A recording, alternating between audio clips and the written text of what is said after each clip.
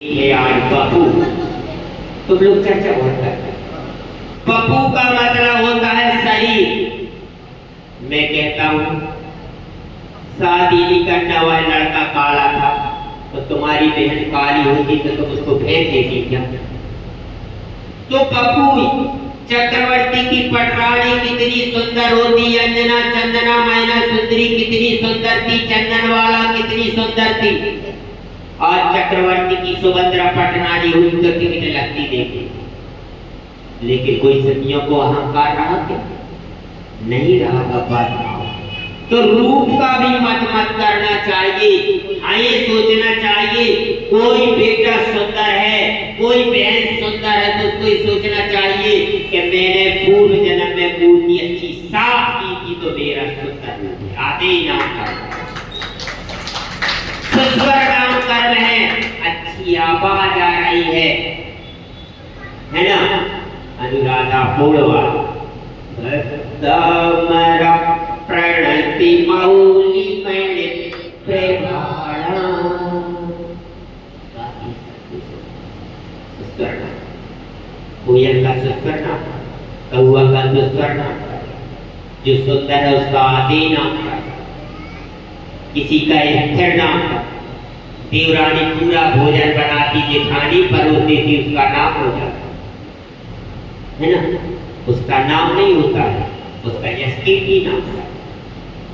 तो जिस सबके कर्म अनादि काल से लगे हैं, उन कर्मों के उदय में हमको अहंकार नहीं होना है और तिरस्कृत भी नहीं होना है। ये हमारा धर्म है। तो कितने मत हो गए? 8 मत पर। अब मत क्या है? हमें नीचे गिराने के लिए है, हमें मद ऊपर उठाने के लिए नहीं। जिनने जिनने भी मद किया है, जिनने जिनने भी अहंकार किया है, उनका परिणाम यही है। चाहे वह शिक्षा विभाग का देख लो, चाहे वन विभाग का देख लो, चाहे गृहस्थ धर्म देख लो, चाहे बुरी धर्म, सबको यही मिला। गणाचार्य विराट सागर जी महाराज का मैंने चिंतन किया, कई बार आया कि गणाचार्य विराट सागर जी की समाधि उत्कृष्ट भाई तो तेल का त्याग किया था, घी का त्याग किया था, कि नमक का त्याग किया। तो मैंने जब भी चिंतन किया है, अब मेरा उत्तर सही हो तो जानेंगे भट्टाचार्य, लेकिन तुम्हारे सामने प्रकट कर रहा हूं, अच्छे से सुनना।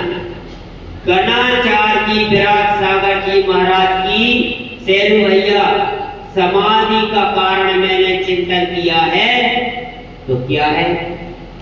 4 पुस्तकें लिखी। क्या है? बहुत सारी पुस्तकें लिखी। यही है ना? यही है, यही है। इतनी सारी दीक्षाएं, यही है। तो अब मैं बतला रहा हूं चिंतन की। उन्होंने अनेक ग्रंथों की संलेखना करवाई, गिलानी पूर्वक, निर्विचिकित्सा पूर्वक। जो अपने माता पिता का ध्यान नहीं किया उन्होंने उनका 100 दीक्षा दे दो या एक संलेखना करवा लो बराबर, 100 नए तीर्थ स्थान बना दो, एक पुराने का जीर्णोद्धार करवा लो बराबर। एक दूसरा, हर मुनियों से मिलते थे, कभी विराट सागर जी महाराज किसी के पीछे नहीं रहे। तीसरी बात, कई कई प्रकार की बातें आई, महावृत्ति ने, देशवृत्ति ने, गृहस्थों ने बोली। जब उन्होंने पद दिए थे तो कहा था रेवड़ी जैसी बात, लेकिन उन्होंने सहन किया, शिष्यों को गले लगाया, सबको यथाशक्ति। जिन्होंने 7 आचार बनाए, 8 उपाध्याय बनाए, 5 गणनी बनाई, स्तर बनाए, कणधर बनाए, प्रवर्तक बनाए और संलेखना उत्कृष्ट कर गए। समाधि पूर्वक मरण हुआ और एक पद बचा था। कौन पद बचा था? खुल का। दूसरों को तो आचार बनाए लेकिन अपना पद का त्याग नहीं था। अंत में वही भी कर गए कि खुद को करते थे, सहन किया, सब कुछ सहन किया। आज अपन को थोड़ी सी बात हो जाती, जरा सी बात कर देते, हमें तो डर लगा। जरा सी हमने बात कह दी, महाराज को क्रोध आ गया। अरे भैया, तुम्हारे पिता ने डांटो क्यों? तुम दुकान पे बैठी कितने लोग का बोलता कार्य बड़ी वो कहना क्यों? कॉलेज में गए रेटिंग भाई उतने नहीं। तो गुरु डांटते नहीं है, गुरु की डांट में प्यार छिपा। माँ बेटे को डांटती है तो उस बेटे के प्रति प्यार है। गणाचार्य जी ने हम लोगों को कितना डांटा हुआ है, आप हमारे सामने आए।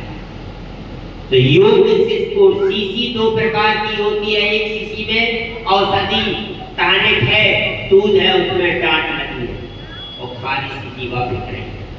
कौन सी शीशी खरीदते? जिसमें डांट, उसी को खरीदते थे, बिना डांट वाली को। तो डांट और प्रेम और वात्सल्य सबको होना ही चाहिए। ये सोचो कि डांट ही तुम्हें महान की ओर ले जाएगी। कई की उदाहरण डांट में है। तपस्वी सन्मति सागर जी महाराज को प्राच्य दिया था, खड़े होकर के समाज करो, तब खुश होकर के महावीर जी की नौनी को आता सोचा था योग्यता कितनी है। अंजना चंदना 22 वर्ष तक पति वियोग सहन करा, पति के प्रणाम करें तो लात मार दी थी। आज बन बन डोले दासी गोले पो पवन कुंवर की नार रे, सती अंजना सुंदरी। आज अंजना के नाम से तो अर्घ देते, सम्मान, सीता की पूजा करते, वनवास दिया था, निर्जन वन में छोड़ा था। आज सती शिरोमणि कौन है? सीता। महावीर भगवान पर अवसर हुए, सबसे ज्यादा अवसर कौन से तीर्थंकर पे हुए? महावीर स्वामी। पार्श्वनाथ में 10 भाव अलग अलग भाव, 7 दिन भय। लेकिन आप ही बताओ, भिंड का कौन सा जिनालय है जिस जिनालय में पार्श्वनाथ की मूर्ति ना हो? उस जिनालय का नाम है।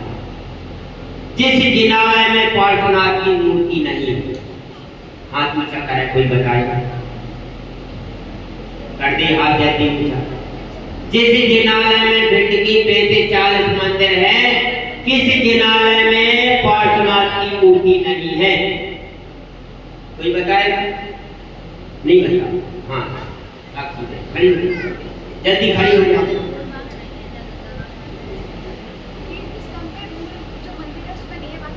बॉडी मंदिर में, कीर्ति स्तंभ में नहीं है ना, कोई ना है। मूल्य कोई वेदी में है तो ध्यान रखना में। ऐसा कोई भारत का जिनालय नहीं है जिसमें पार्श्वनाथ की मूर्ति ना हो, सब है।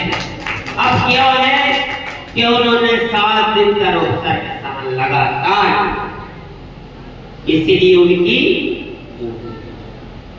जे कोई आता है सोना को बार बार टपाते तभी वह उज्जवल बनता है। एक व्यक्ति फेल हो गया, उसका क्या सामना? एक व्यक्ति भ्रष्ट आ गया, मेरिट में आ गया, उसको जिला लेवल पर दे दिया जाता है, संभाग में दिया जाता है, फिर राज्य स्तर पर दे जाता है, फिर राष्ट्रपति के द्वारा सम्मान। अब बोला मेरे तो इतने परेशान हो, फेर वालों तो सुनो, लेकिन फेर वालों सुने ना, वो बेच रहा तो इसकी कीमत नहीं हो, इसका सम्मान। तो हमारे कहने का और कोई तात्पर्य नहीं है बापात्माओं, सबसे बड़ा यह है कि हमको क्या करना है? अहंकार का त्याग। किसका त्याग करना है? अब एक उदाहरण दे दें। एक पति पत्नी, दोनों में अति प्रेम और वात्सल्य, दोनों की शिक्षा पूरी हो गई, प्रोफेसर भी हो गए, पेपर दोनों विद्यालय से आते थे, तर्क वितर्क करते थे। एक बार पत्नी से उत्तर नहीं, कोई प्रत्युत्तर नहीं होती। अब पत्नी के मन में आया कि आज हमें तो कभी न कभी अब पति को नीचा और जब पति नीचा हो गया तो हमारी सास से भी हिंदुस्तान पाकिस्तान का रिश्ता है उसका भी नीचा हो जाएगा। सोचते सोचते उसने विचार किया, एक दिन हमारे सिर में दर्द हो रहा,